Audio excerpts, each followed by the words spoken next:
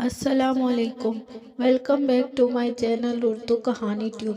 دوستو، آج میں آپ کے لیے ناگراج کا بقیہ حصہ لے کر آپ کی خدمت میں حاضر ہوئی ہوں، لیکن اپنی کہانی شروع کرنے سے پہلے آپ سب سے گزارش ہے، اگر آپ نے ہمارے چینل کو اب تک سبسکرائب نہیں کیا تو پلیز سبسکرائب کر دیں اور ساتھ میں لگے بیل آئیکن کے بٹن کو بھی آن کر دیں تاکہ ہماری ہر نیو آنے والی ویڈیو کی نوٹیفیکیشن بر وقت آپ کو ملتی رہے۔ شکریہ۔ چالاک جوگی آگے سے ہنس دیا اور بولا، آ گیا نا تو بھی بہکاوے میں۔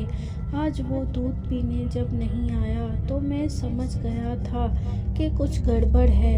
اب سن، میں کئی سالوں سے اس کا پیچھا کر رہا ہوں۔ وہ روپ بدلنے میں ماہر ہے، میرے بڑے کام آئے گا۔ بڑی مشکل سے اس کی بو پا کر میں اس کے سرے پر پہنچا تھا، مگر تو نے میرا سارا کام بگاڑا ہے۔ جوگی نے جیب سے ہلدی نما پاؤڈر سا نکال کر دادا ابو کے آگے ہوا میں اچھال دیا اور کہا، جا، آج کے بعد تیرے ایک بیٹے کے علاوہ اور اولاد نہ ہوگی اور نہ ہی اس کی آگے ایک اولاد سے زیادہ ہوگی، اور یہ سلسلہ تیری 7 نسل تک چلے گا۔ دادا ابو نے یہ سن کر تحمل سے کہا کہ تو چاہتا ہے یا میں آواز دوں گاؤں والوں کو؟ جوگی بڑبڑاتا ہوا اپنے ساتھی کو لے کر چلا گیا۔ دادا ابو نے دادی سے بھی کافی ناراضگی کا اظہار کیا۔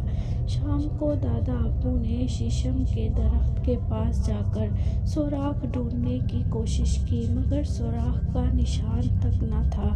جمعے والے دن دادا ابو نے فجر کی نماز ادا کی اور شیشم کے درخت کے پاس چلے گئے۔ انہوں ادھر ادھر دیکھا تو درخت کے پاس ایک کافی کھلا سوراخ نظر آیا۔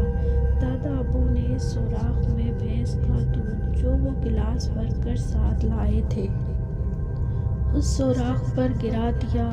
دودھ گرتے ہی سوراخ میں سے عجیب سی بھنبھناہٹ کی آواز آنے لگی۔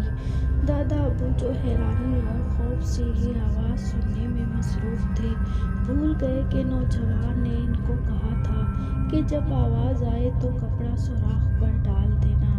اس لمحے اچانک سے کالے بھڑ سینکڑوں کی تعداد میں سوراخ سے باہر نکلنے لگے۔ بھڑوں کی سوراخ سے نکلنے کی رفتار اور بھنبھناہٹ کی آواز بہت تیز تھی۔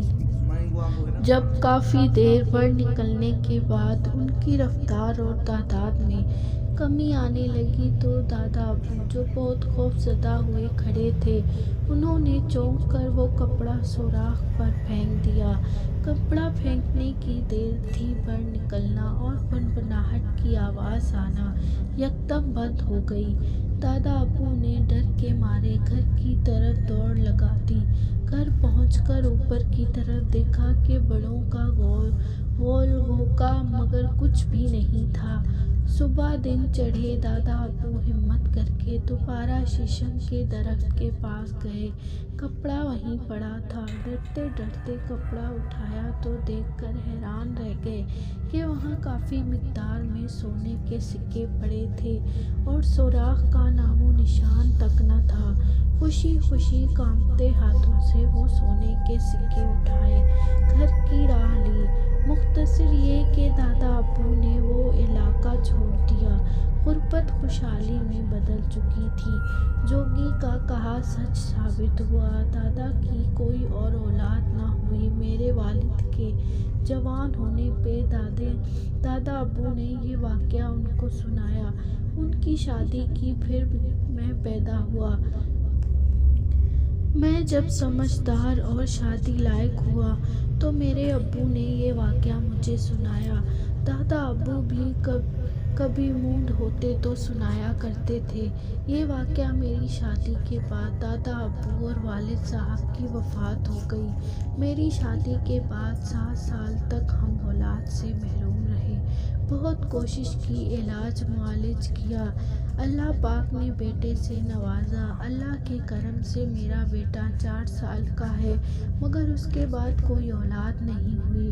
ہم جہاں سنتے ہیں وہاں بھاگتے ہیں۔ سارے عامل حضرات ساری بات سن کر یہی کہتے ہیں کہ اس جوگی نے دادا ابو پر جو عمل کر دیا تھا اس کی کاٹ کرنی پڑے گی، مگر ناکامی کا سامنا کرنا پڑتا ہے۔ روپیہ پیسے کی کمی نہیں، بس اولاد کی کمی کا احساس ہوتا ہے۔ ہمیں کسی نے کہا کہ آپ کسی ماندرے کے پاس جائیں۔ میرے ایک منشی صاحب باب شریف کو جانتے تھے، انہوں نے ان کا بتایا۔ انہوں نے ساری بات سن کر آپ کا ذکر کیا اور اب آپ کے پاس بیٹھے ہیں، یہ کہہ کر وہ صاحب خاموش ہو گئے۔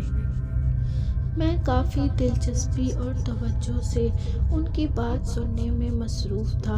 میری زندگی میں روز نئی سے نئی اور دلچسپ بات اور واقعہ دیکھنے اور سننے کو ملتا ہے، مگر یہ واقعہ اپنی مثال آپ تھا۔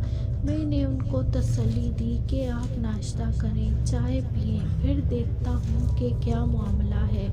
میں نے ان کے نام وغیرہ، جن میں دادا دادی کے نام اور بھی شامل تھے، لکھ لیے۔ ان کے ناشتہ کرنے کے دوران میں اس سارے معاملے کی معلومات لے چکا تھا۔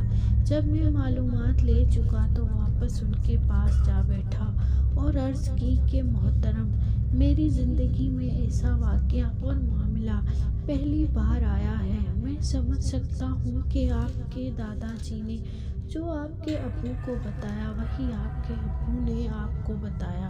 اس میں کون سی بات کتنے حد تک سچ ہے میں نہیں جانتا، مگر میں یہ ضرور کہوں گا کہ آپ کی ذات پہ کوئی سحر ہے، اثرات نہیں۔ اور اگر میرا حساب ٹھیک ہے تو آپ کے والد صاحب کی ذات پہ بھی آپ کے دادا ابو کی طرح کوئی سحر کا اثر نہیں تھا۔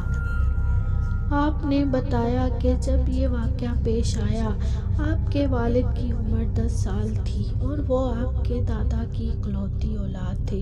اس حساب سے دیکھا جائے تو آپ کی دادی دادا پہلے سے ہی اس کمی میں مبتلا تھے، ہاں کہ ان کی اولاد میں آپ بھی اکلوتے ہیں۔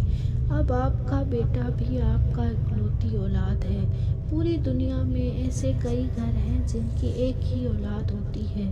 آپ پریشان نہ ہوں، میں آپ کو کچھ پڑھنے اور کچھ استعمال کرنے کا ایک علاج بتائے دیتا ہوں۔ اللہ نے چاہا تو اللہ پاک آپ کو اور اولاد سے نوازیں گے۔ اس دوران آپ کسی اچھے ڈاکٹر سے ملیں۔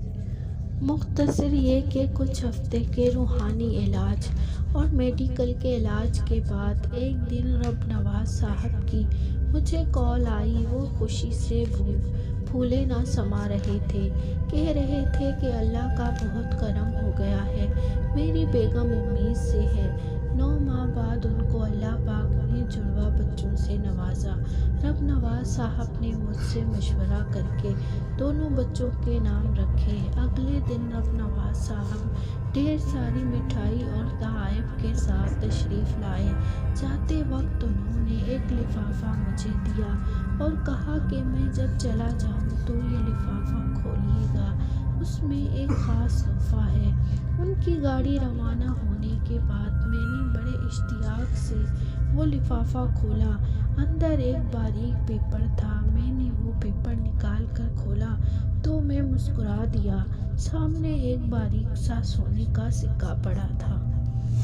تو دوستو، کیسی لگی آپ کو یہ کہانی؟ کمنٹ باکس میں ضرور بتائیے گا۔